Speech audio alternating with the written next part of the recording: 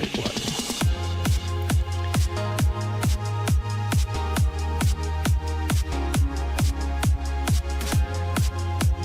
Okay, pjnet.tv. It's 9:01. I'm sorry for the little late start there. That's my fault. We do have our bumper rolling, and we have a chat room waiting. We've got Dave and James in separate green rooms, and they are socially distant. You'll see. And we're recording, streaming. Let's begin a countdown to Studio 15, our command and control center.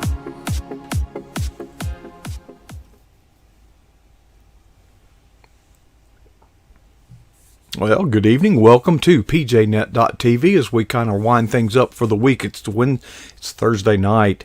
It is this time of the month. What is that? The third? I never have my notes ready. I don't have notes here. Totally unscripted, folks. It is the fourth Thursday of the month. And that is when we celebrate bringing to the Command and Control Center the dynamic duo from the Republic of California for the first time in our Command and Control Center, and for the first time they are actually in separate rooms. They are not in the same location. On your left, you see Dave. I'll put the names up here, okay, to remind me of who they are. They're good friends of mine, Dave and James. I don't know their last names, but we're hey, thanks for taking time out during the holidays to come visit with us, you two. And I guess was there any particular reason we have waited until now to do this separately, not in from the garage? Let's see, Dave, are you in the basement or the garage? I'm in the garage studio. Yes. Okay, and James, what cell number is that you're in? I can't. 51. Area 51, maybe. Yeah. Okay. Well, guys, it's we can go any way you want to go tonight. If you want to talk Christmas, if you want to talk, y'all just kind of let loose. I'm going to drink some of this nectar of the gods. And y'all feel free to share with us, as you always have. I have a few questions I'll save for later if you don't cover them. But wait a minute, Dave's always the first to talk. James, be the first to talk. Surprise us. Say something. Say something. Okay. Well, I was hoping Dave was going to start, but... Okay. Well, that's something. Dave, go ahead and start then, now that you've been introduced.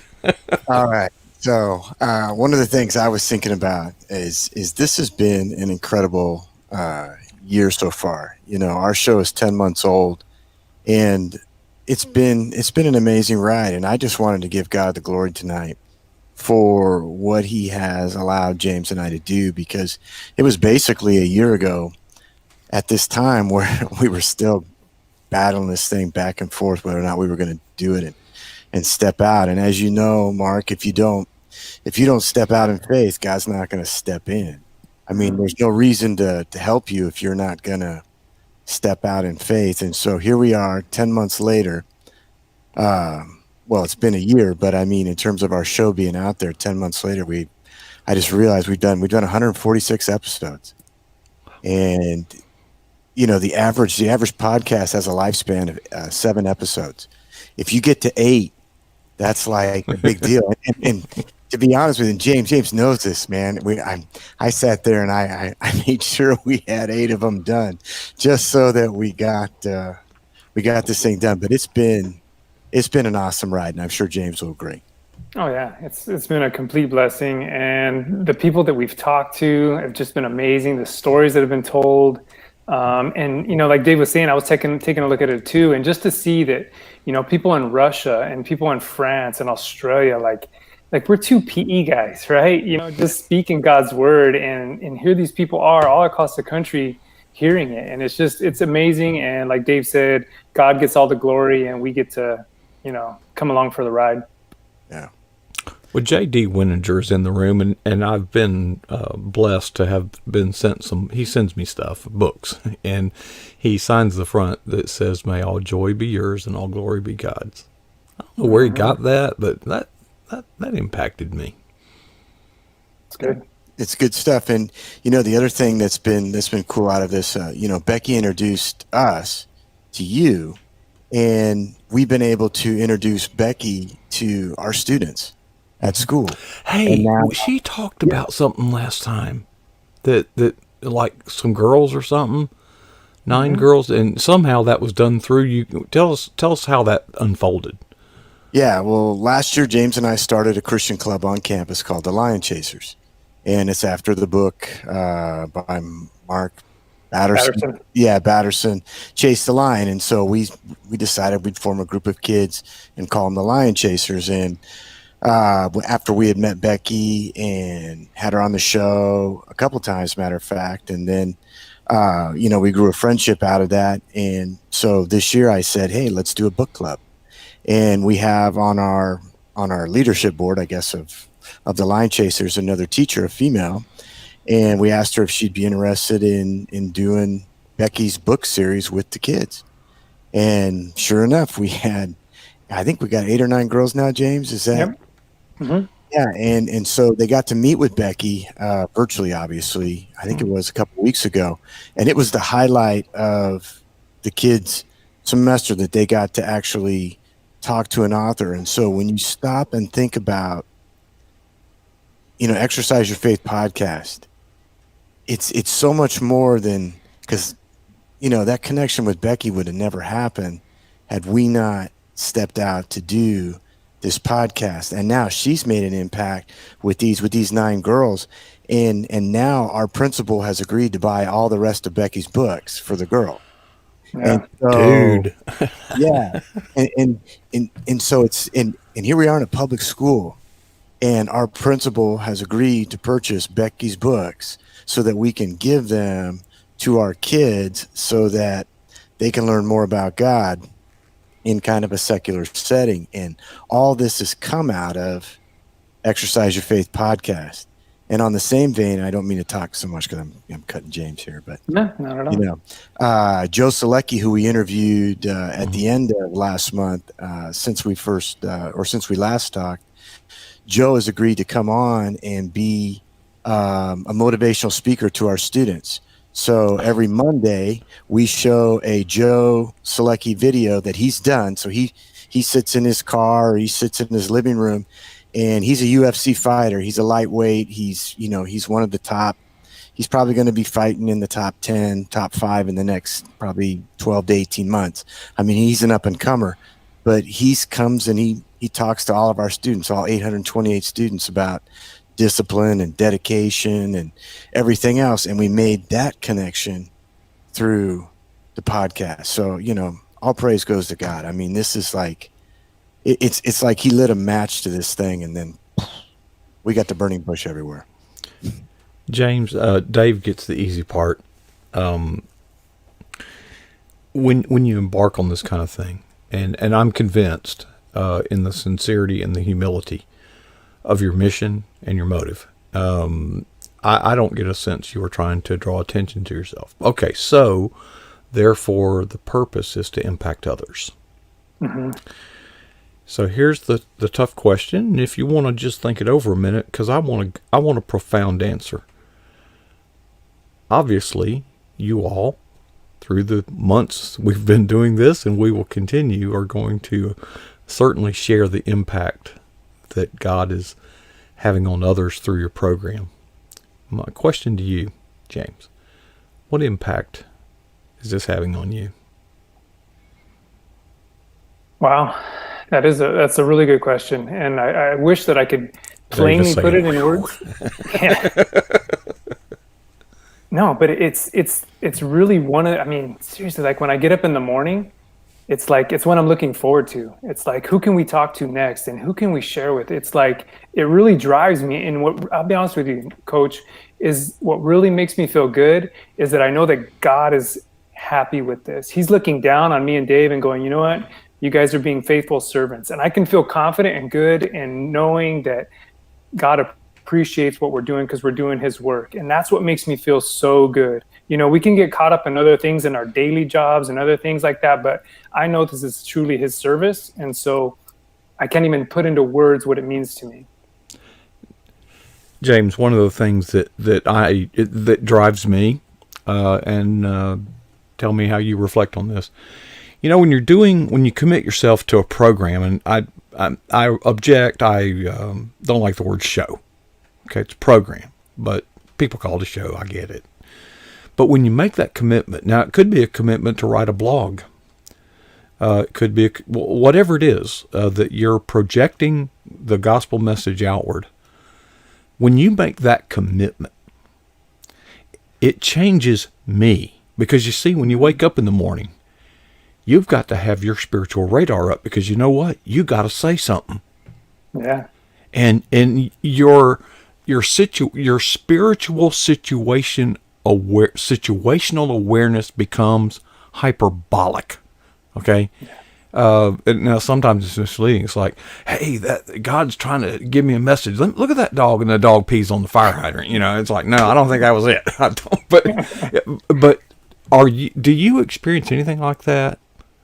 Oh yeah. I mean, I feel like I get the greatest revelation, you know, when we're in this thing and we're focused on the word and we're studying, and, you know, even when me and Dave are doing our shows, we dive in, we go deep and we pray together. And it's just one of those things, like you're saying, Coach, is it's like when you keep your eyes on Jesus and you take your eyes off yourself. I mean, he's magnified and you're fulfilled. You feel good about things, and you're directed, and your spirit is healthy, and it's just so good. It's really good. This is the best thing for me right now. Dave, as I listen to you sharing, I mean, the excitement is just oozing out every pore. I mean, I can tell that you're into it, or you're a very good actor. I doubt that. I'm really proud of you guys, because my wife and I were just talking over dinner tonight before I came in on Booted Up. And we were talking about a situation where somebody was critical that, oh, y'all are going out to eat tomorrow night. You know, you shouldn't do that. And I thought, you know, if you sit and watch television all day, I guess that's the way you would feel. You know, and the point being is that the programming culture out there, whether it be social media or the mainstream media, and even conservative media, okay, doesn't give you a lot of hope or optimism. Right. Now, I'm not an advocate of sticking your head in the sand and saying, you know, God is good all the time when in fact you're hurting. I'm not arguing that. But what you guys are doing is what I would consider putting weight on the other end of the scales. Okay? Yes, there's bad things going on out there. But let me tell you something. God is at work. And God is working through his people. And I am not trying to make anybody feel like a celebrity. I'm not trying to make people be anything less than humble. But surely somebody will see this and say, gosh, those two bozos can do it. I mean, y'all were, let's go over, let's play the game film again. You were sitting in a locker room, really? Yeah, that's basically it, you know, and you know, God has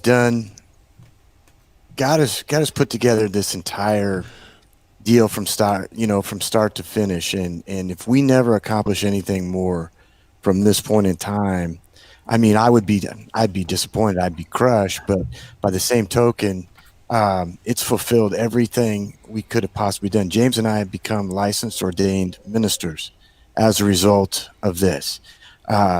And it's because somebody who we interviewed, Pastor Glenn Curry, took us under his wing and mentored us for literally months on end, and fed us and you know, spiritually.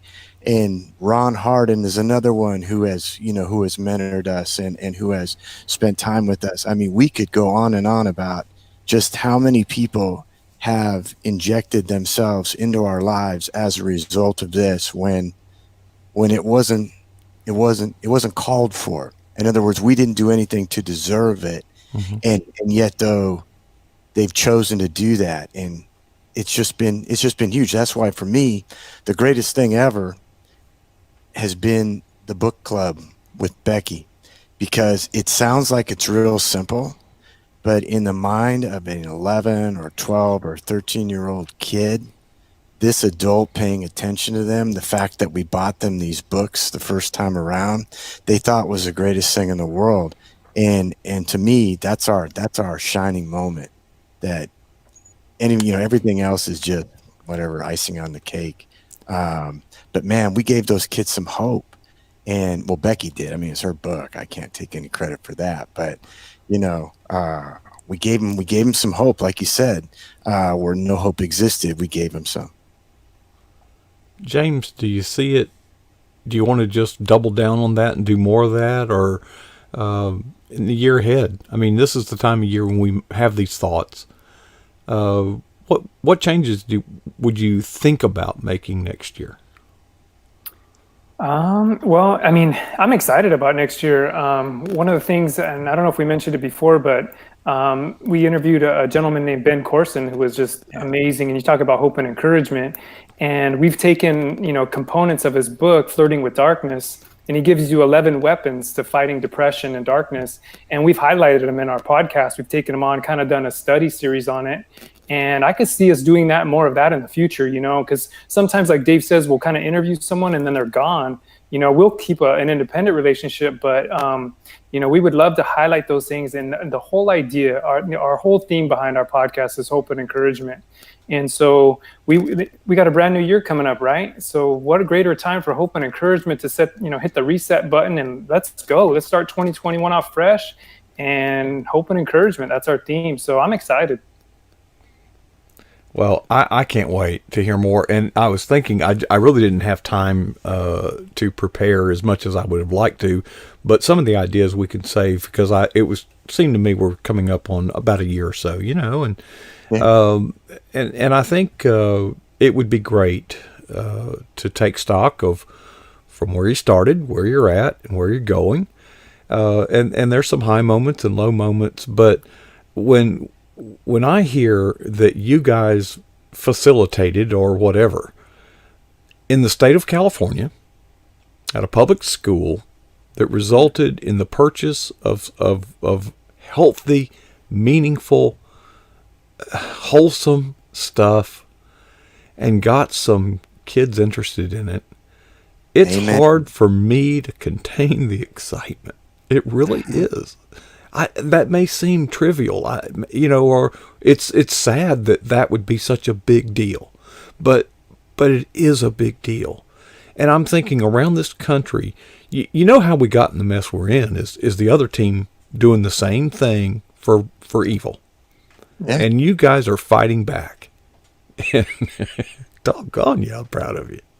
Yeah, no, it's awesome. And if I can say one thing about next year, or as we move into the next 2021 and kind of the evolution of our shows, I would love it is if our listeners could use our show as a platform to do something. In other words, two guys, like just two average folks, and we truly are. There isn't anything special about us in regards to that. I mean, we are who Christ says we are. Mm-hmm. And so we're more than conquerors, but that goes for everybody. Mm-hmm. Everybody's, anybody can do anything that they want to do, provided, that they have that belief in God. And, I can do all things through Christ who strengthens me. And another thing, and again, came out of this is we're doing a Bible study, James and I, and our, one of our coworkers, we met this morning at 8:30 virtually online, because she's heavily involved now. And again, it all has to do with our podcast because we talk about it all the time. And so if you work with us, you're kind of screwed because you're going to hear about it. It's like, your grandchildren. Yeah. You're going to hear about it. Yeah.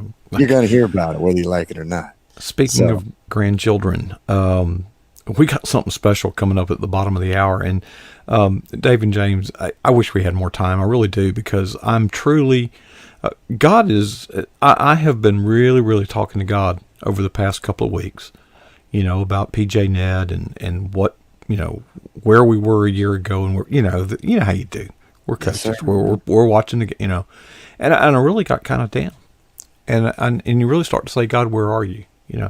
But I'm starting to hear some things through people like you, and when I'm getting in the shower, it seems like God talks to me in the shower a lot, but sometimes I think in our effort to excel, I think we look at some of the wrong things, and I think we look at views, downloads, minutes, book sales. You know what I'm saying? And we talk a lot about content. We talk a lot, but I'm getting a very strong feeling, and I believe it's from God, that what we need to be about here is the impact that God's having in people's lives.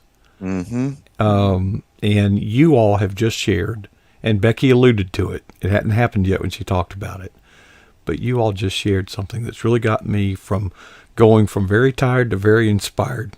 And I thank you all, and I can't wait till let's talk more about this next month about this time, and we'll do it then. But guys, we're going to have to wrap it up because I think Michelle's going to have to do her gig in the command center. I was going to change it, but I think we've run out of time.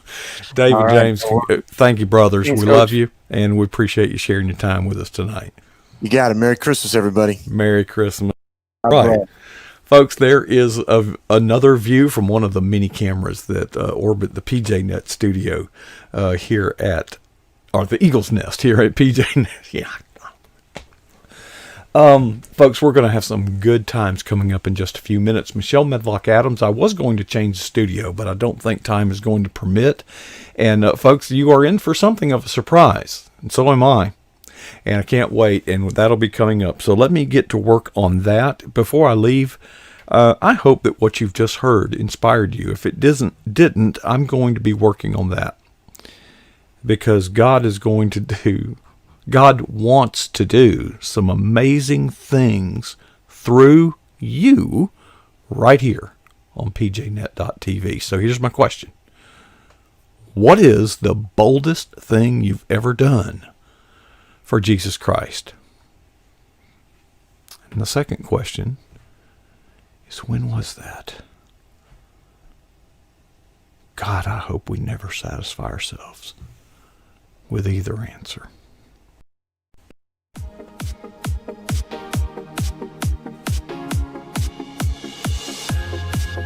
Good job.